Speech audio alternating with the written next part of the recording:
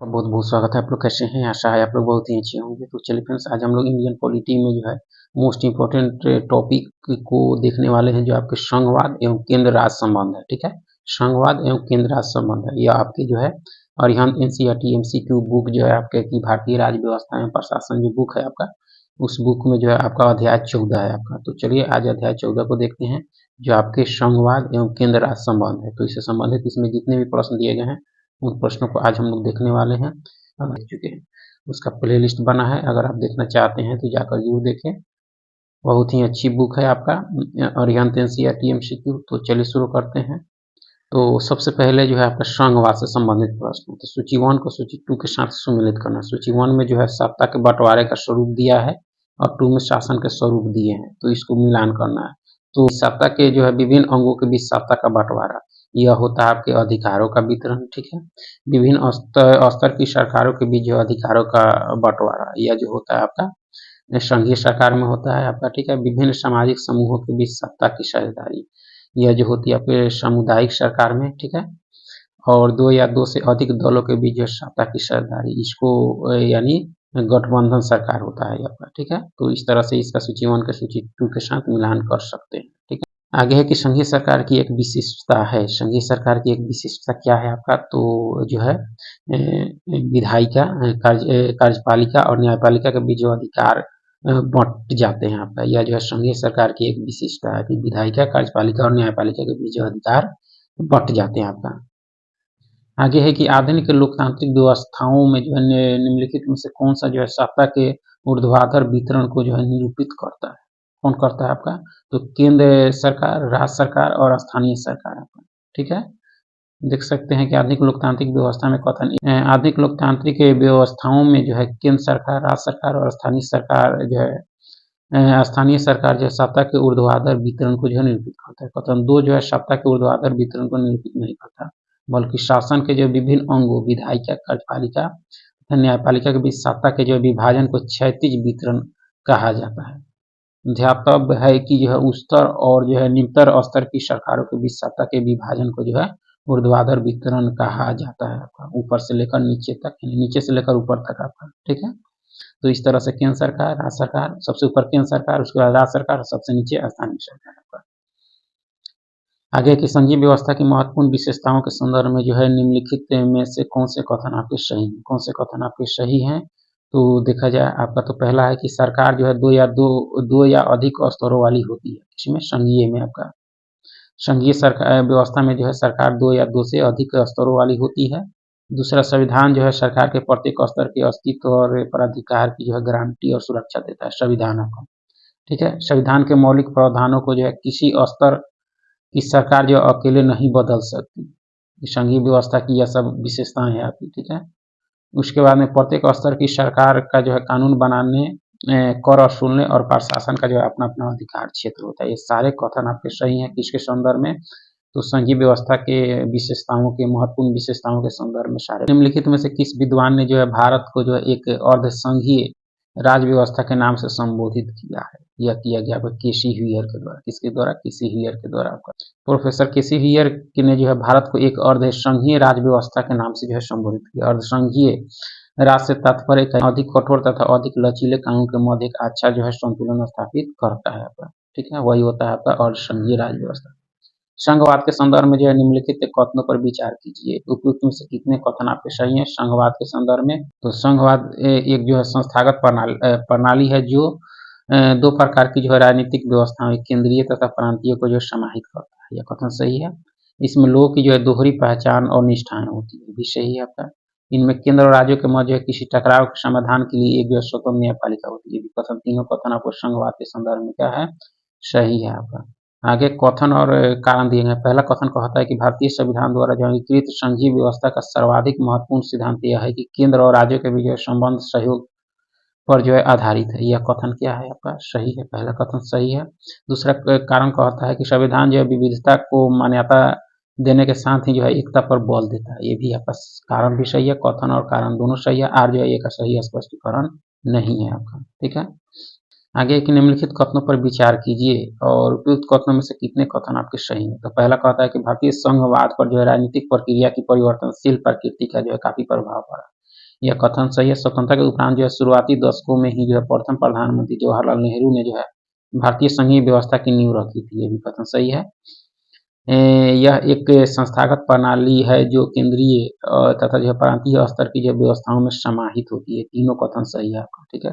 चौथा कहता है कि केंद्र का जो है राज्यों के मध्य किसी टकराव को रोकने या सुलझाने में जो है न्यायपालिका हस्तक्षेप नहीं करता, हस्तक्षेप करता है। तो चौथा कथन सही नहीं है। पहला, दूसरा, तीसरा कथन आपके सही है, ठीक है। संघीय राज्य व्यवस्था में जो है सम्मिलित है। संघीय राज्य व्यवस्था में क्या सम्मिलित है आपका? तो संघ एवं राज्यों के बीच संबंध से शामिल है आपका, ठीक है। राज्यों के मध्य संबंध, समन्वय के लिए तंत्र और विवादों को सुलझाने के लिए तंत्र, ये सारे चीज आपके एक संघीय राज्य व्यवस्था में सम्मिलित हैं, ठीक है।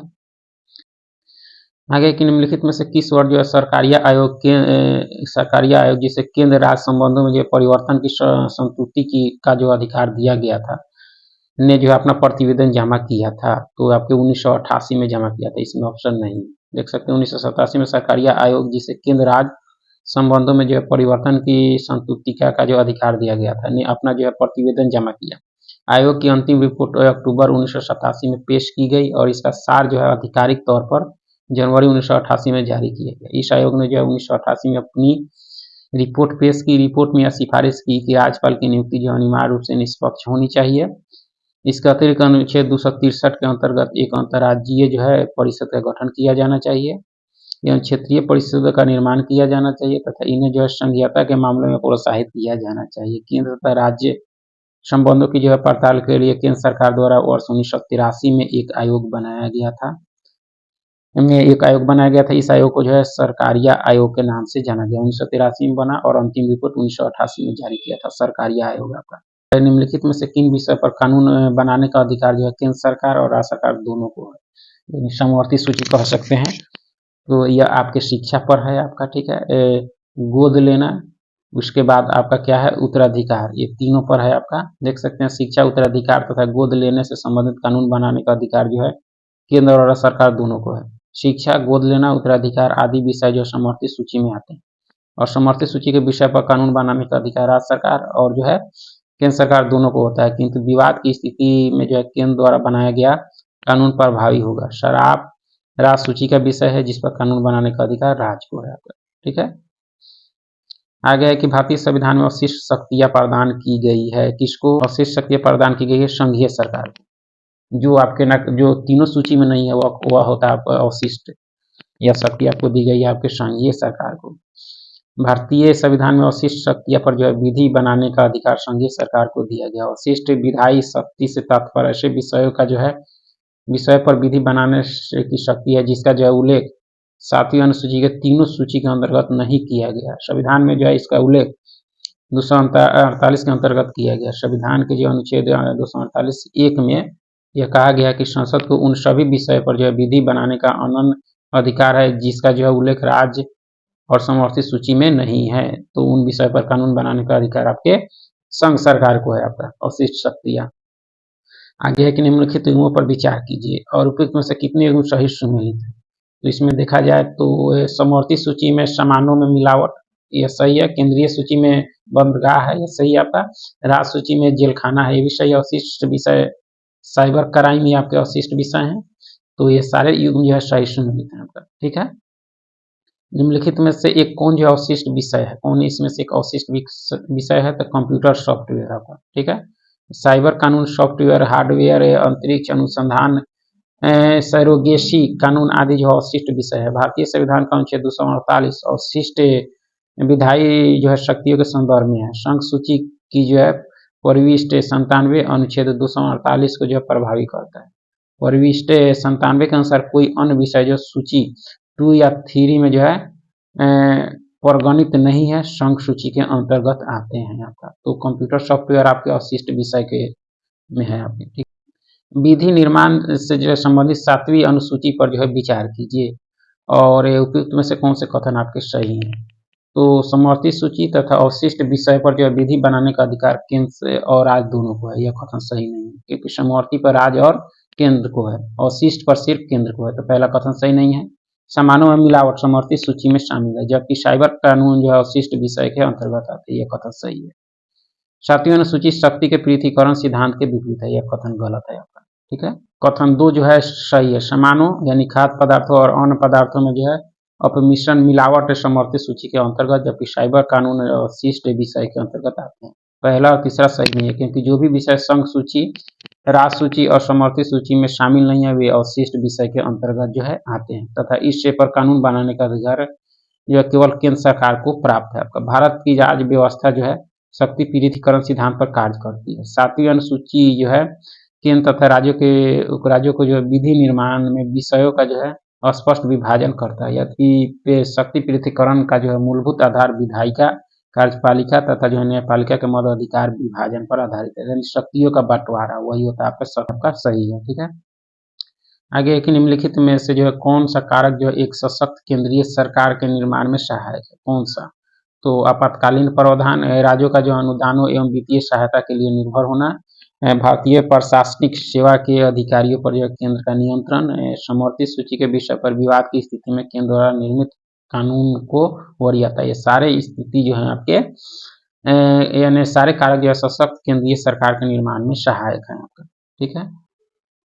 आगे है कथन और कारण दिए। पहला कथन कहता है संघीय सरकार को कुछ विषय में जो है राज्य सरकारों को जो है निर्देश देने का अधिकार प्राप्त है, सही है। कारण कहता है कि संघीय सरकार के निर्देशों का पालन न करने की स्थिति को जो है संवैधानिक तंत्र की विफलता माना जा सकता है, तथा उस राज्य में जो है राष्ट्रपति शासन लागू किया जा सकता है। तो कारण और कथन दोनों सही है, और कारण जो है एक ही सही भी स्पष्टीकरण भी करता है।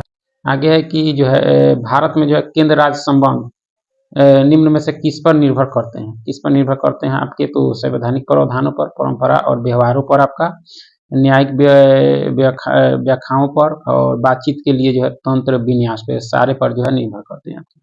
ठीक है। केंद्र राज्य संबंधों के संदर्भ में निम्नलिखित में से कौन सा जो है सही है आपका? केंद्र राज्य संबंधों के संदर्भ में कौन सा आपका सही है? तो राज्यपाल की भूमिका केंद्र और राज्यों के बीच सदैव ही विवाद का जो है विषय रही है, ये सही है। केंद्र राज्य संबंधों से जुड़ी जो है यानी जुड़े विषय की पड़ताल के लिए केंद्र सरकार द्वारा जो है सरकारीय आयोग का गठन किया गया था 1983 में, भी कथन सही है। सरकारीय आयोग ने सिफारिश की थी कि राज्यपाल की नियुक्ति जो अनिवार्य एवं निष्पक्ष होकर ही जो है की जानी चाहिए, भी ये कथन है। सारे कथन आपके केंद्र राज्य संबंधों के संदर्भ में जो है सही है।